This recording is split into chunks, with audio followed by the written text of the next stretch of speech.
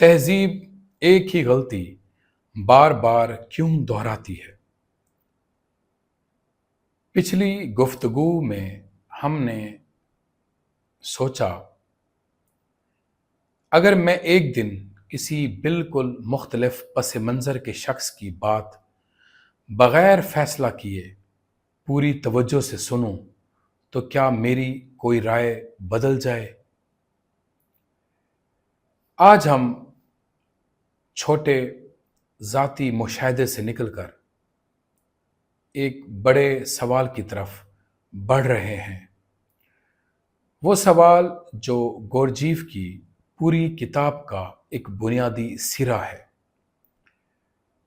بیل زبیب پوری کتاب میں بار بار انسانی تاریخ کی طرف واپس جاتا ہے اور حسین کو دکھاتا ہے کہ کیسے صدیوں سے انسانیت وہی غلطیاں دہراتی آ رہی ہے۔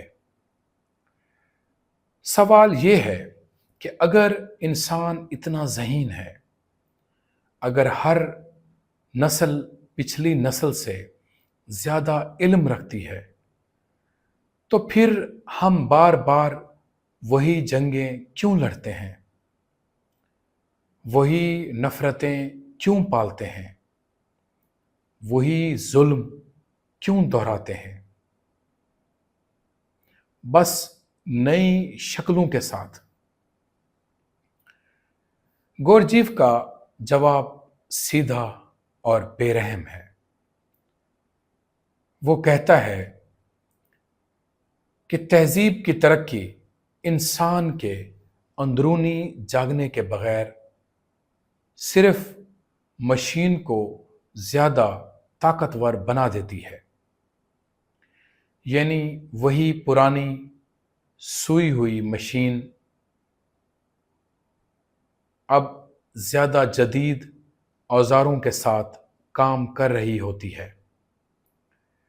ذرا تصور کریں، اگر کسی شخص کے اندر نفرت، غصہ اور خودکار یعنی میکینیکل ریئیکشن بھرا ہوا ہو اور آپ سے ایک چاقو دے دیں، یعنی آپ اس کو ایک چاقو دے دیں تو شاید وہ ایک شخص کو نقصان پہنچائے، لیکن اگر اسی شخص کو ایٹمی ہتھیار دے دیا جائے تو وہ لاکھوں انسانوں کی زندگی تباہ کر سکتا ہے۔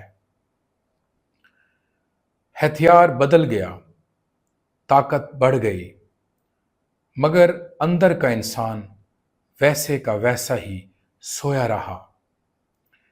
یہی گورجیف کا مرکزی خیال ہے، سینٹرل پوائنٹ ہے یا مرکزی نقطہ ہے۔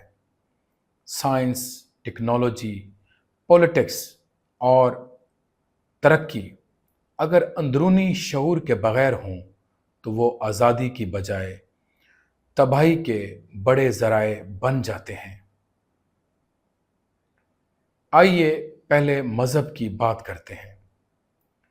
بیلزبیب اپنی کہانیوں میں بار بار دکھاتا ہے کہ دنیا کی بڑی مذہبی روایات ابتدا میں انسان کو جگانے، اسے اپنے اصل وجود سے آشنا کرنے اور شعور کی طرف لے جانے کے لیے آئے تھے،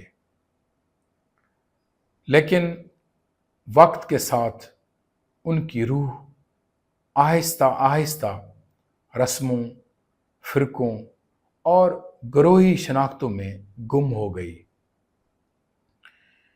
ایک استاد اپنے شاگرد کو ایک زندہ تجربہ دیتا ہے، شاگرد اسے اپنی زندگی میں اتارتا ہے، مگر اگلی نسل صرف الفاظ یاد رکھتی ہے،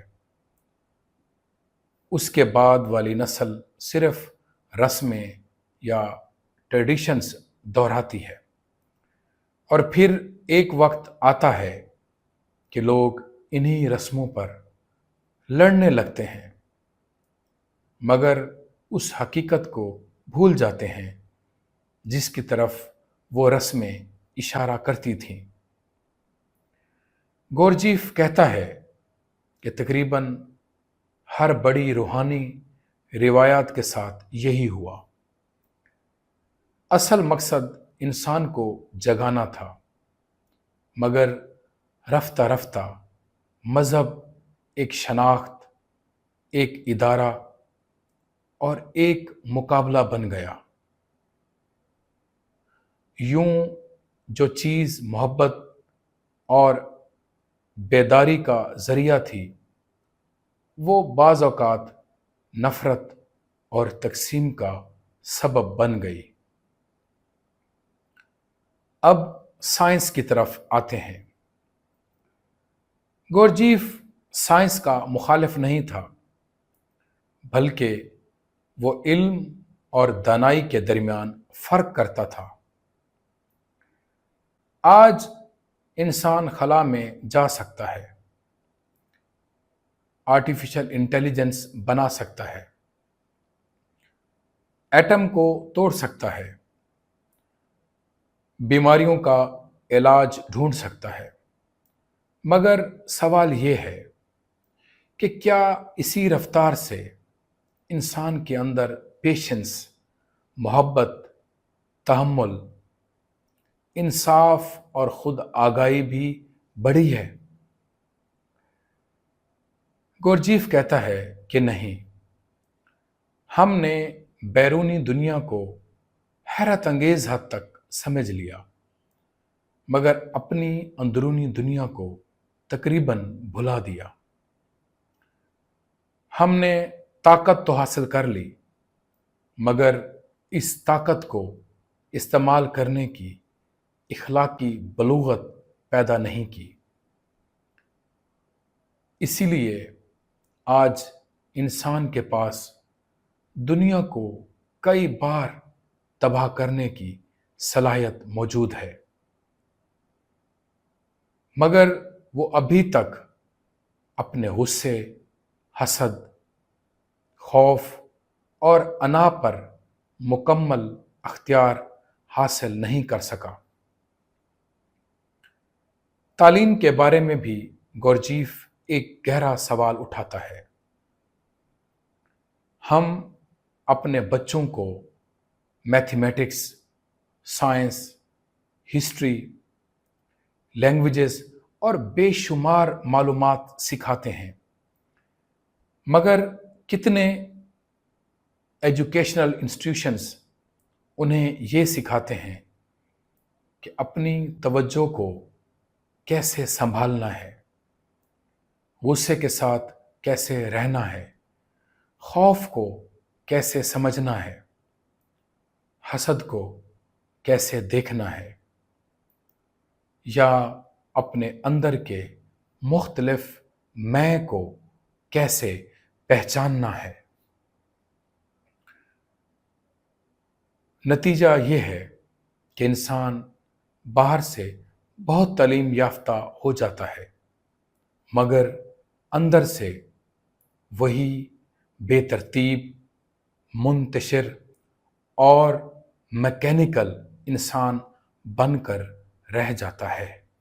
گورجیف کے نزدیک وہ تعلیم ادھوری ہے جو انسان کو خود اس کے اپنے وجود سے متعارف نہ کرائے۔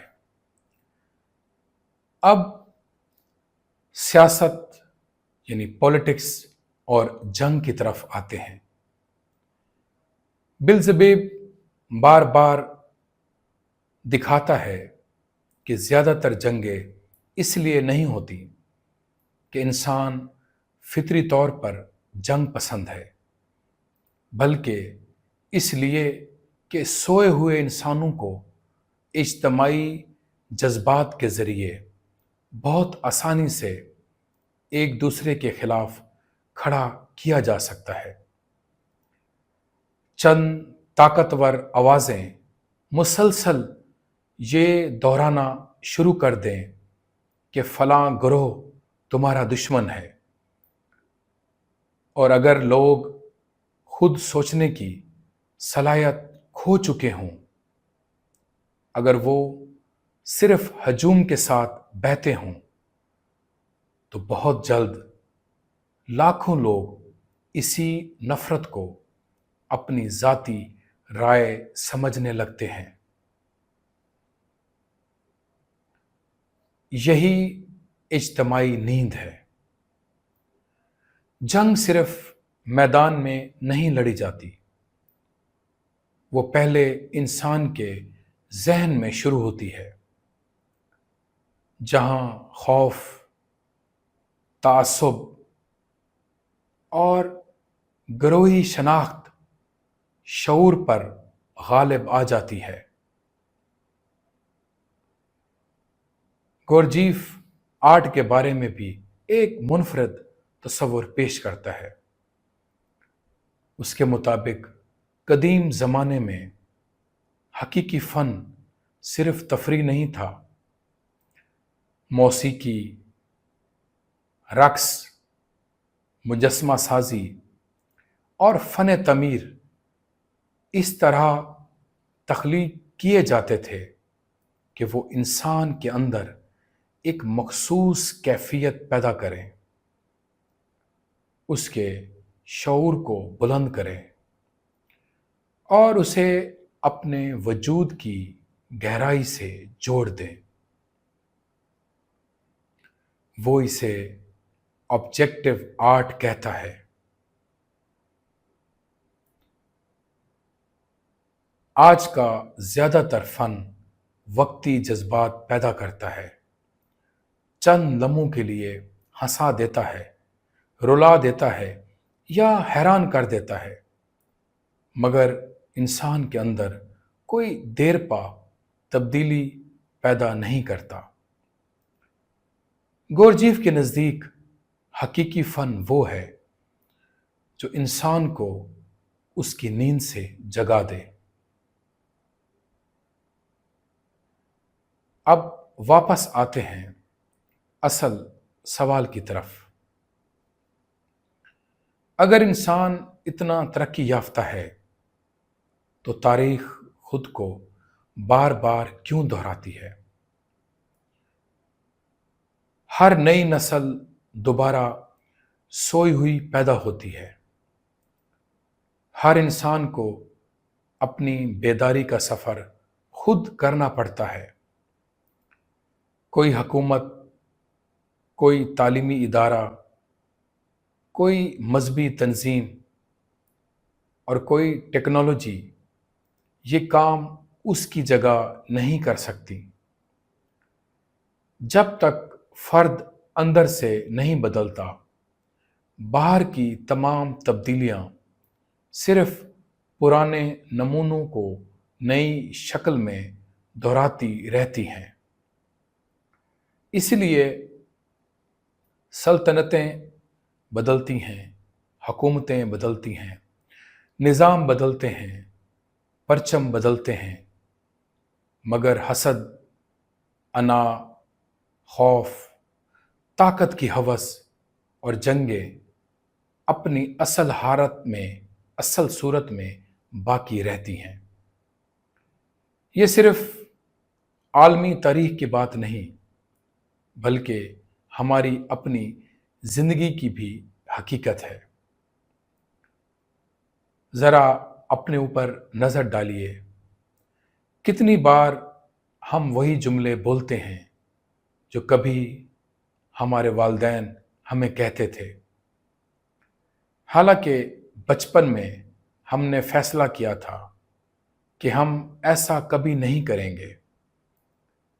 کتنی بار ایک ہی قسم کے، ایک ہی قسم کے تعلقات ٹوٹتے ہیں۔ کتنی بار وہی غلط فیصلے مختلف حالات میں دوبارہ دہرائے جاتے ہیں۔ کتنی بار ہم کہتے ہیں کہ اس بار میں مختلف طریقے سے عمل کروں گا، مگر عین اس لمحے وہی پرانا رد عمل سامنے آ جاتا ہے۔ گورجیف کہتا ہے کہ یہی مشینی زندگی ہے۔ جب تک انسان جاگتا نہیں، وہ صرف اپنے ماضی کو نئے لباس میں دہراتا رہتا ہے۔